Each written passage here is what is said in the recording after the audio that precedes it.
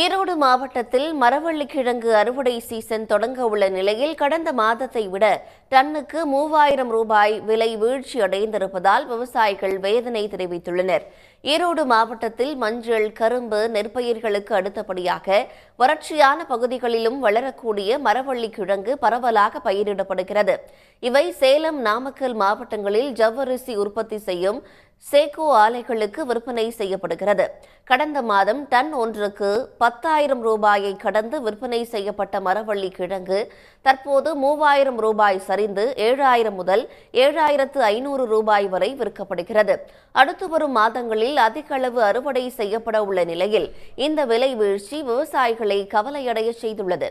ஏக்கருக்கு சுமார் 90,000 ரூபாய் முதல் 1 லட்சம் ரூபாய் வரை செலவிட்டு சாகுபடி செய்து சராசரியாக 10 டன் மட்டுமே மகசூல் கிடைக்கும் நிலையில் ஏக்கருக்கு 30,000 ரூபாய் இழப்பு ஏற்படும் என்று தெரிவிக்கிறார்கள்.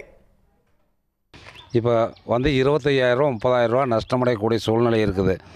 அரசு உடனடியாக தலையிட்டு இந்த மரவள்ளிக்கிழங்கு விலை நிர்ணயம் செஞ்சு ஒரு டன்னுக்கு 11,000 என்கின்ற அளவில் விவசாயிகளுக்கு விவசாயிகளிடம் கொள்முதல் செய்ய நடவடிக்கை எடுத்தால் மட்டும் விவசாயிகளால் ஓரளவுக்காவது தாக்கு பிடிக்க முடியும்.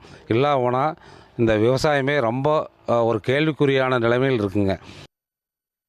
பருவமழையால் பல இடங்களில் ஒரே நேரத்தில் அவசரமாக அறுவடை செய்வதாலும் வட மாநிலங்களில் ஜவ்வரிசி நுகர்வு குறைவாலும் மரவள்ளிக்கிழங்கு விலை குறைந்திருப்பதாக கூறப்படுகிறது. உள்ளூர் செய்திகள் முதல் உலக செய்திகள் வரை உங்களை சுற்றி நடக்கும் எல்லா செய்திகளையும் நொடிக்கு நொடி அறிந்து கொள்ள சன் நியூஸ் வாட்ஸ்அப் சேனலை ஃபாலோ செய்யுங்கள். QR கோடை ஸ்கேன் செய்து சன் நியூஸோடு இணைந்திருங்கள்.